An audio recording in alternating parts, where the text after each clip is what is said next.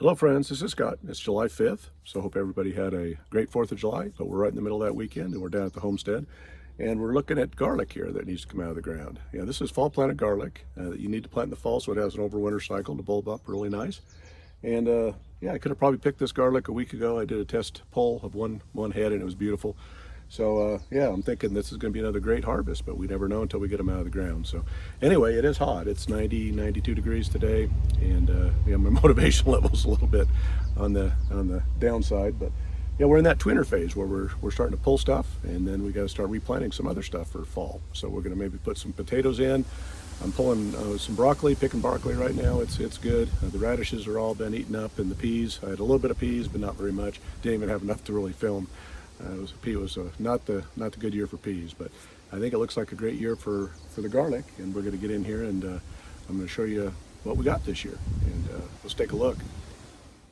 So taking a look at these plants, they look like they might be a little bit overdone.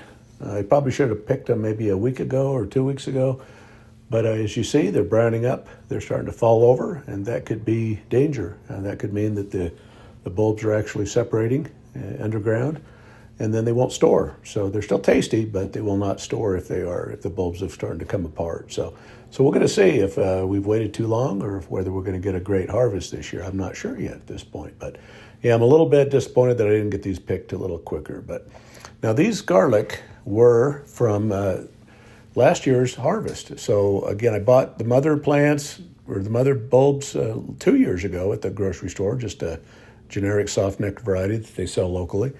And then I planted them and grew them, and then whatever I didn't use last year, the bigger bulbs, I went ahead and replanted them. So this is a second year of since I bought them from the store, and we'll see how that part of this experiment goes. If these plants, they say that if you reproduce from the plants that have grown well in your environment, they'll become better and better. And yeah, this is an opportunity to see if that's the case. But this is my fear. Here's a bulb that separated. So there you go. That's what happens, is the individual cloves start to root again and separate from the main bulb, and they become no good. So let's hope that we don't have a whole harvest of that kind of a situation, but I think we're going to be okay. But I wish I would have watered this garden the night before, because it would have made these plants or these bulbs a lot easier to pull out of the ground, but I didn't. So yeah, we'll just do the best we can. But here's a nice one, and that's a nice soft, or a head of soft neck garlic right there.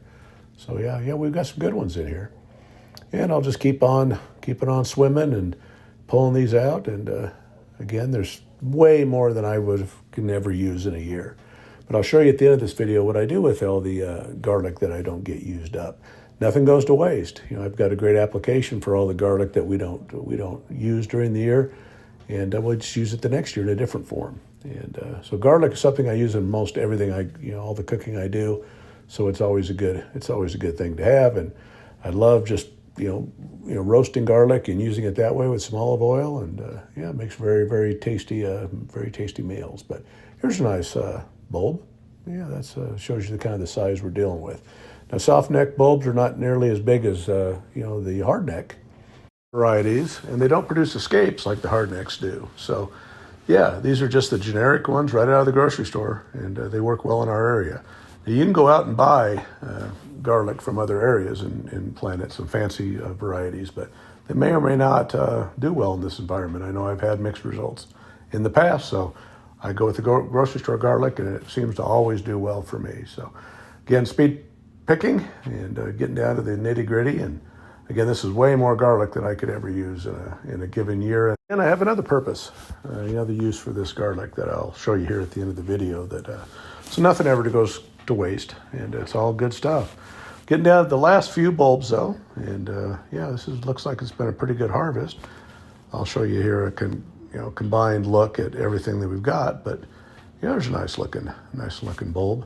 Again, the soft neck are not nearly as big as the hard neck, but yeah, they're still well developed and very nice bulbs.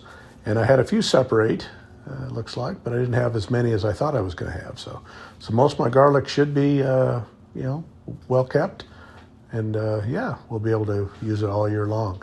Now here we go. Got to wash it off though before I cure it, and so I just got a bucket of water, and I'm just going to rinse each individual bulb off and get the dirt off so I don't bring all that in the house. But yeah, I'll leave them outside for a few days to season in the elements, and then I'll bring them inside to season for a little bit longer before I go ahead and put them in the storage. So there's a look at some nice heads of garlic, and yeah, they're beautiful. So again, this was the second year of growth for from the mother plants, and yeah, I think the theory goes that plants will get better if you keep reproducing what works, and they do. But there's another look at the one that's separated, or a couple of them that separated, and yeah, so that's what you don't want. So I should have picked these again a week probably earlier, but I'm not going to complain. But here's a look at the pretty much cleaned up garlic. It's a rough cleanup, but yeah, got some really nice heads there, and that's plenty of garlic. And again, there's a little bit of broccoli that I had that I picked. That's the last of the broccoli, other than the side shoots that I'll be getting hopefully for the rest of the summer. So